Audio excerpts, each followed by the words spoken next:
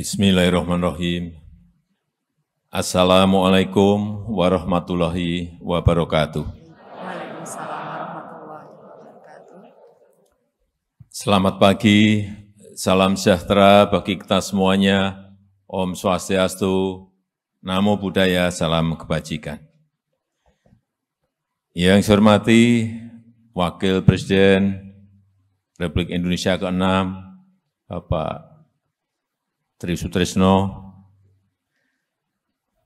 yang saya hormati Ketua Umum LVRI, Bapak Majen TNI Saiful Sulun, dan yang saya hormati Ibu Ketua PIVERI, Ibu Femi Iman Lazar, yang saya hormati para Menteri Kabinet Indonesia Maju yang hadir, Pak Menko Polhukam, Pak Menteri Pertahanan, Bu Menteri Sosial, yang saya hormati Kapolri, beserta seluruh jajaran TNI dan Polri yang hadir, yang saya hormati para senior, Bapak Subroto, Ibu Ayani,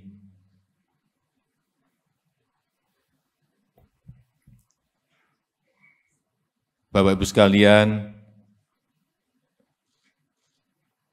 hadirin undangan yang berbahagia.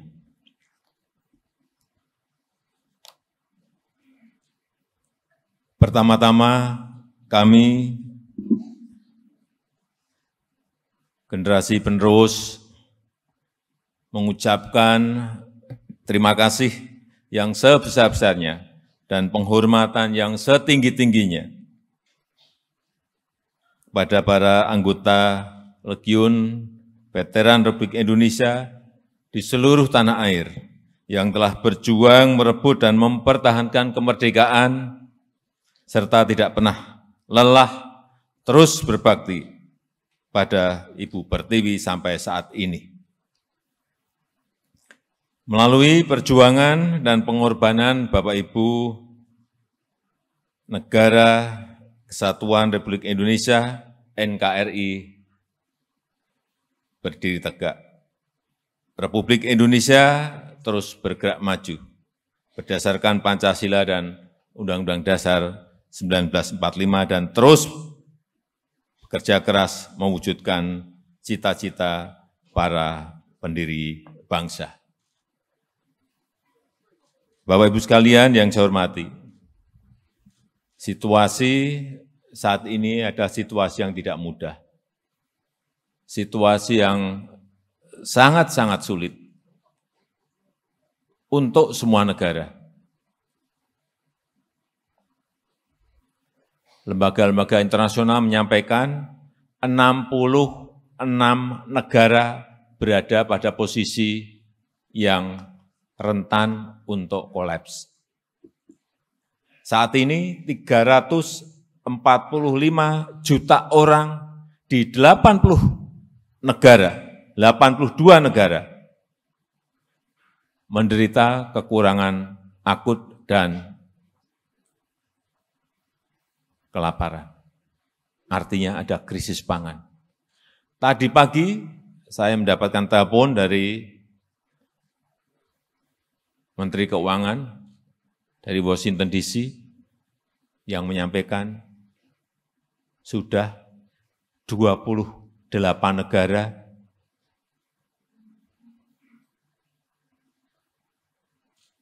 antri masuk sebagai pasien IMF. Inilah kondisi yang apa adanya harus saya sampaikan. Artinya pandemi yang melanda semua negara itu mengakibatkan ekonomi global ini ambruk. Ditambah perang Rusia dan Ukraina. Sehingga krisis pangan, krisis energi, dan krisis keuangan sekarang ini mengintip semua negara. Pada saat saya bertemu dengan Presiden Ukraina dan Presiden Rusia, Presiden Putin, di Kiev, 1,5 jam saya berbicara dengan Presiden Zelensky. Kemudian 2,5 jam saya di Moskow, di Rusia, berbicara dengan Presiden Putin. Keinginan kita sesuai dengan amanat konstitusi, ikut dalam rangka menjaga perdamaian dunia. Tapi dari pembicaraan 1,5 jam plus 2,5 jam, saya menyimpulkan perang tidak akan usai dalam waktu yang dekat. Masih panjang. Dan inilah yang menyebabkan ketidakpastian ekonomi global. Tetapi patut kita syukuri,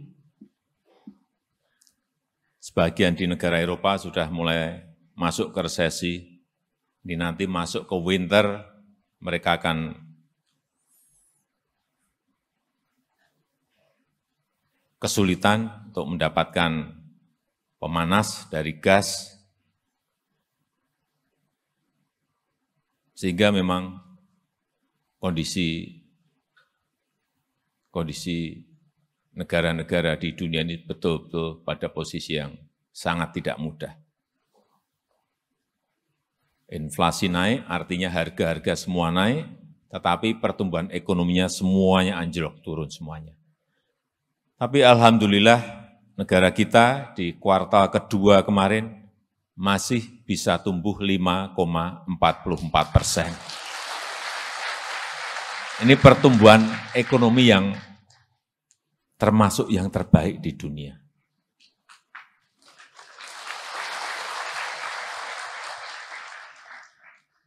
Karena hal-hal yang fundamental, reformasi struktural, reformasi birokrasi terus kita jalankan. Meskipun pandemi, ketahanan pangan kita, alhamdulillah, baru saja 3 bulan yang lalu, kita mendapatkan sebuah sertifikat dari International Rice Research Institute yang dinyatakan di situ bahwa ketahanan pangan Indonesia, sistem ketahanan pangan Indonesia pada posisi yang baik dan sudah swasembada beras sejak 2019 yang lalu.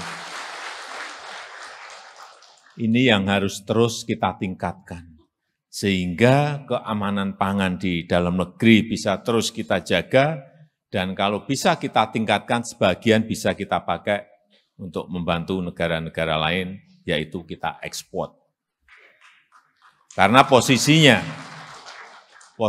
dengan perang Rusia-Ukraina, ini ada gandum 207 juta ton berhenti di 2 negara ini. Saya tanya ke Presiden Zelensky saat itu, ya kami punya stok di gudang, itu 22 juta ton. Dan panen di bulan ini ada 55 juta ton, artinya 77 juta ton ada di Ukraina. Waktu diskusi dengan Presiden Putin, beliau juga menyampaikan kami punya stok 130 juta ton.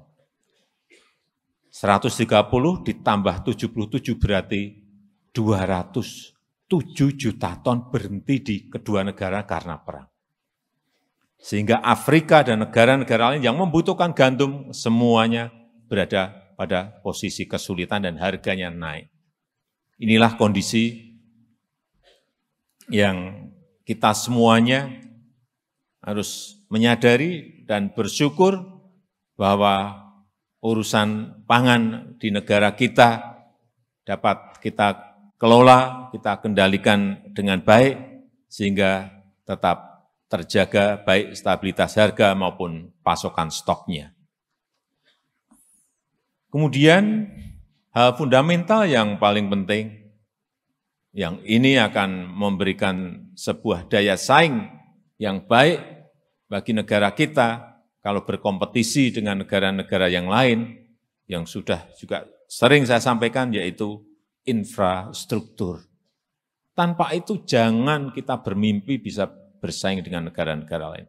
Sehingga kenapa jalan kita bangun, bandara kita bangun, pelabuhan kita bangun, bendungan kita bangun, irigasi kita bangun secara masif, karena memang kita ke depan ini akan bersaing dengan negara-negara lain. Dan ini ada hal yang fundamental, meskipun mungkin awal-awal sakit, tetapi dalam jangka 5-10 tahun yang akan datang akan kelihatan manfaat dari pembangunan yang kita lakukan pada hari ini. Termasuk yang ketiga adalah hilirisasi, industrialisasi, yang juga sudah sering saya sampaikan. Hilirisasi itu apa sih? Kita ini sudah 77 tahun merdeka, selalu bahan mentah yang kita ekspor. Nikel mentahan kita ekspor, tembaga mentahan kita ekspor, minyak kita ekspor dalam bentuk mentahan, tidak diolah. Timah kita ekspor, kelapa sawit CPO kita ekspor, tapi tidak dalam bentuk barang setengah jadi atau barang jadi. Sehingga nilai tambah itu ada di negara lain. Pembukaan lapangan kerja juga adanya di negara lain, karena mereka yang mengindustrikan. Inilah yang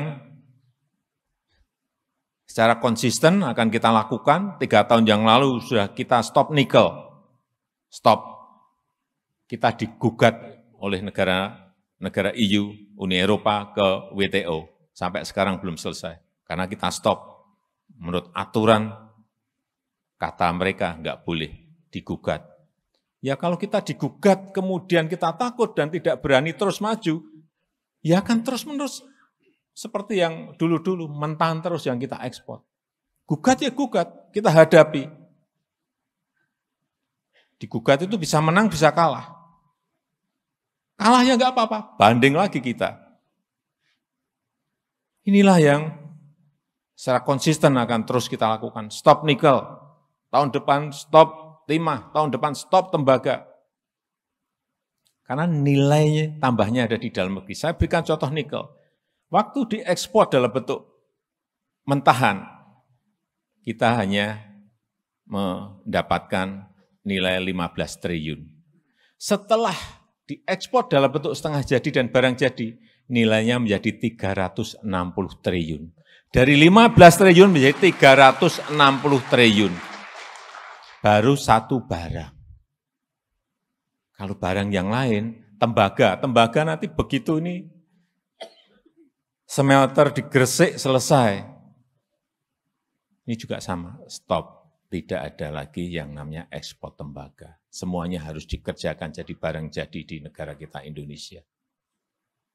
Saya baru saja ke Tembagapura melihat Freeport dan perlu saya sampaikan kepada para senior, para sesepuh, bahwa Freeport sekarang ini mayoritas sudah milik Indonesia, bukan milik perusahaan Amerika lagi. Karena sebelumnya kita hanya diberi 9,3%. 3 tahun kami negosiasi, sangat alot sekali, dan kita sekarang sudah memegang mayoritas 51%.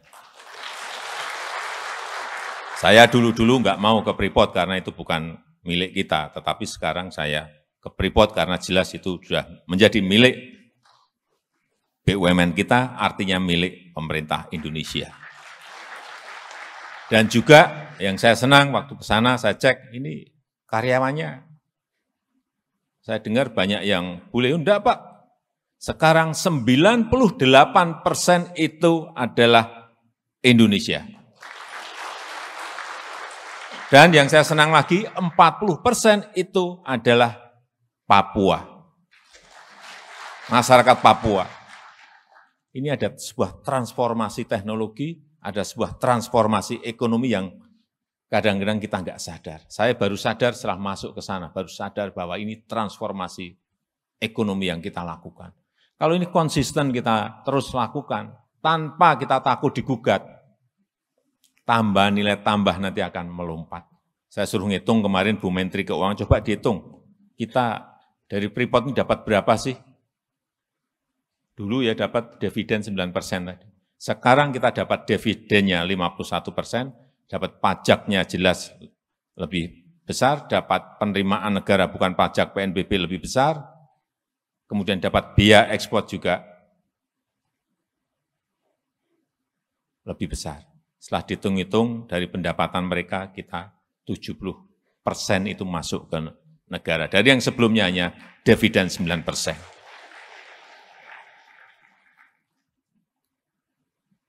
Kemudian juga Blok Rokan. Kalau Freeport itu sudah 51 tahun dikuasai oleh Freeport McMoran dari Amerika. Kemudian untuk yang di Blok Rokan, ini urusan minyak dan gas, yang sudah 97 tahun dikuasai oleh Chevron. 97 tahun. Sekarang juga sudah 100% dimiliki oleh kita sendiri.